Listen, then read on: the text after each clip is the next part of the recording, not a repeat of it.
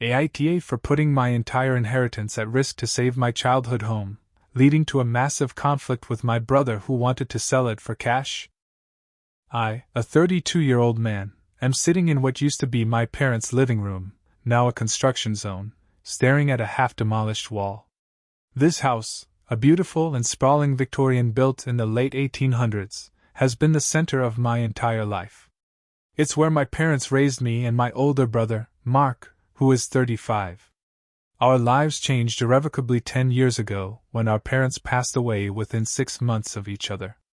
My father died suddenly from a heart attack, and my mother, who had been battling a long illness, followed him shortly after. It was a crushing blow. In the aftermath, Mark, who was already a successful financial analyst, stepped up in a way that I'll never be able to fully repay.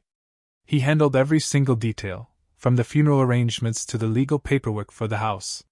He became my rock, my sounding board, and in many ways, a replacement for the parents we had lost.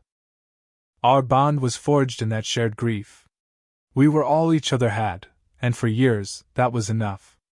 The house, with its creaky floors, stained glass windows, and the faint smell of my mother's baking, became a sacred place. A monument to the life we had before. We both inherited it equally, but with an unspoken understanding that it was more than just property. It was a memory, a legacy. Mark, being the more pragmatic and financially savvy of us, always saw it as an asset with a lot of upkeep and potential. I, on the other hand, saw it as home, a living, breathing part of our family's story that I was determined to preserve. This fundamental difference in how we viewed the house was the first hairline fracture in the foundation of our relationship, a crack so small at first we both pretended it wasn't there. We were close, but our closeness was built on a foundation of silence and avoidance, a polite agreement not to discuss the one thing that mattered most to both of us. For years, we spoke about everything else: his career, my freelance graphic design business, his wife Sarah, their 2 kids, but we never talked about the future of the house. We just let it slowly decay around us, a physical embodiment of our own unaddressed emotional neglect. The peeling wallpaper, the leaky roof, the outdated kitchen, they all felt like festering wounds that we refused to acknowledge. This house was a sanctuary in a prison, a symbol of everything we had and everything we had lost. I clung to its past, while Mark, I now realize, was already calculating its future. The subtle betrayals began about 3 years ago. The first time was when I had to pay for a major roof repair out of my own pocket. Mark refused to contribute, saying it was a non-essential expense, and that we should just sell the place. He was living in the suburbs with his own family and had no personal attachment to the house's day-to-day existence. To him, it was a liability. For me, it was a responsibility. I gritted my teeth and paid the full amount, telling myself it was worth it. A year later, the pipes in the kitchen burst. I called Mark, expecting a conversation about how we would split the cost. Instead, he just sighed and said, "It's a money pit, Alex. You know it is. Just let it go." That's when the emotional distance truly began to set in. He started avoiding my calls, our weekly coffee dates became monthly, and our text conversations were reduced to clipped, impersonal messages about holidays or birthdays. The most painful part was the way he'd subtly undermine my decisions. I'd spend hours researching eco-friendly paint for the exterior, only for him to say, "Why bother? It's going to be someone else's problem eventually." When I started planting a small garden in the backyard, a project I knew my mother would have loved, he looked at it and remarked, "You know, the appraisal would be much higher if we just paved this over for a driveway." Every small act I took to make the house feel more like a home, more like a tribute to our parents, he saw as a futile waste of time and money. I felt like I was fighting a battle I couldn't win, not against him, but against his pragmatic, calculating worldview that couldn't comprehend the value of something beyond its financial worth. He didn't see the memories in the peeling paint, the echoes of laughter in the creaky floorboards, or the love our parents poured into every corner. He only saw dollar signs, and it made me feel like he was spitting on my parents' memory, that he was so eager to erase them from our lives for a quick financial gain. The more he pulled away, the more I dug in my heels, determined to prove that this house, our home, was worth saving. Our conversations became minefields, each one a potential trigger for a bigger, uglier confrontation we both desperately wanted to avoid. I began to feel isolated, like I was the only one fighting for the past while everyone else was eagerly moving on. The chasm between us, once a small crack, was now a gaping ravine. The breaking point arrived last week, a Tuesday evening I will never forget. For months, I had been secretly planning a full-scale renovation of the kitchen and the main living area. I'd cashed in my own savings and even taken out a modest home equity loan, a fact I conveniently forgot to mention to Mark.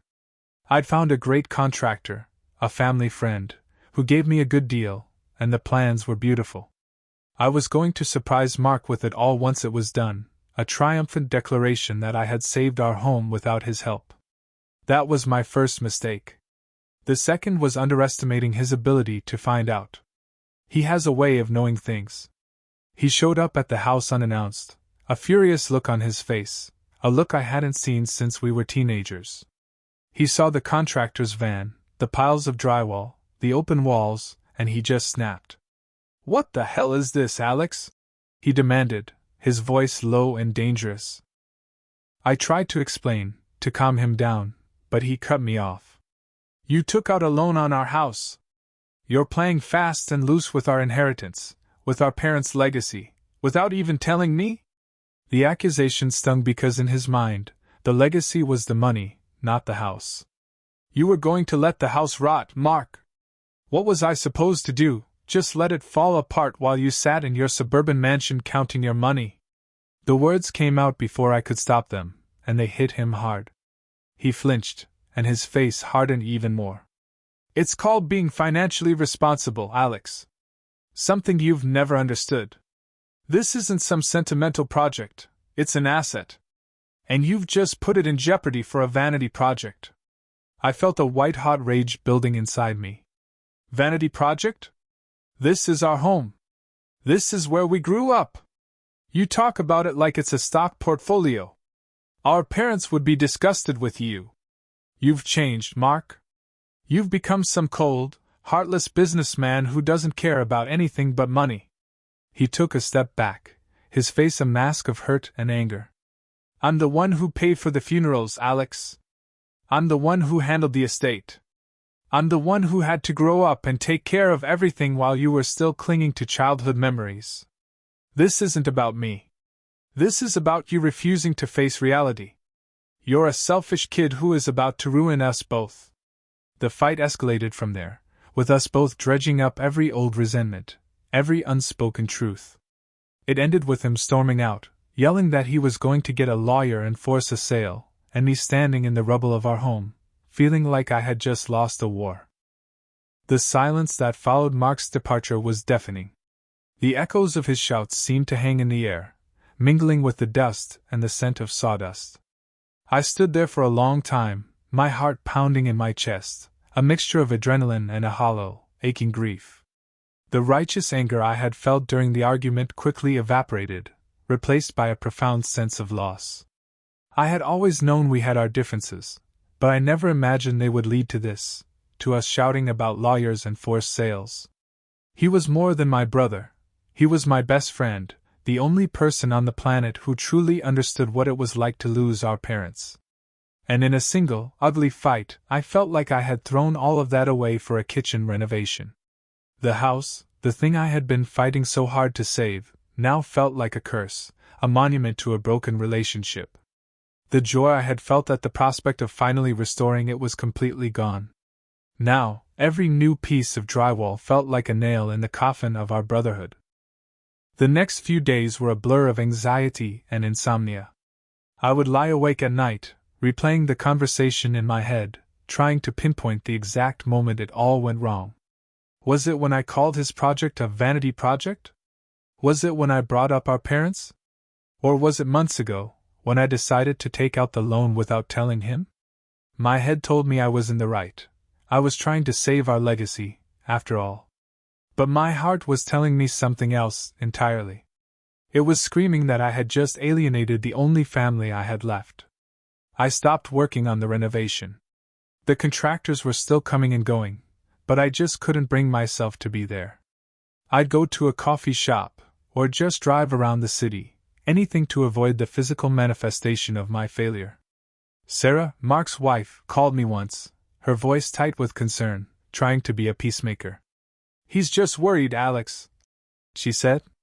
"He wants to make sure you're okay." I wanted to believe her, but her words felt hollow, a polite lie. She didn't understand the depth of our history, the unspoken promises that had been shattered. I felt an intense loneliness, a kind of isolation I hadn't felt since our parents died. The house was supposed to be our safe harbor, but now it felt like a shipwreck, with me as the sole survivor, adrift and completely alone. I haven't spoken to Mark since that night. He's sent a few texts, but they're all short, formal, and to the point. "Have you contacted a lawyer?" Or, "We need to discuss this." The emotional connection, the brother I knew, is gone. It's like he's a stranger now, a business partner negotiating a hostile takeover. I'm at a complete loss. On the one hand, I feel like I did what was right. I was trying to preserve something meaningful, something our parents cherished. The money from a sale would have been nice, sure, but what is a bank account full of cash compared to the tangible, physical home where all our memories were made? He was willing to sacrifice all of that for a bigger down payment on a new car or an even bigger house. That feels wrong to me on a fundamental, moral level. He wasn't just selling a house, he was selling our shared history. On the other hand, I can't deny that I was deceptive. I took out a loan on a shared asset without his consent, and I sprung the renovation on him without warning. I can see why he'd feel betrayed and disrespected. I can also see his point of view. He's the one with a wife and kids to support, with a mortgage to pay. He's the financially responsible one who has always looked out for me. Maybe he was just trying to protect me, and us, from a decision he saw as foolish. Maybe the house isn't a museum of memories, but an anchor, holding me back from moving on with my life. A part of me is starting to wonder if I'm the one who is being selfish, clinging to a childhood that's long gone, and dragging my brother down with me. So, Reddit, I'm at a crossroads. I have no idea how to proceed. We're a few steps away from a legal battle, and I don't know if that's a fight I can win, or a fight I even want to win if it means I lose my brother for good. Was I the selfish asshole for trying to save my childhood home, or was my brother being a heartless pragmatist? Ida?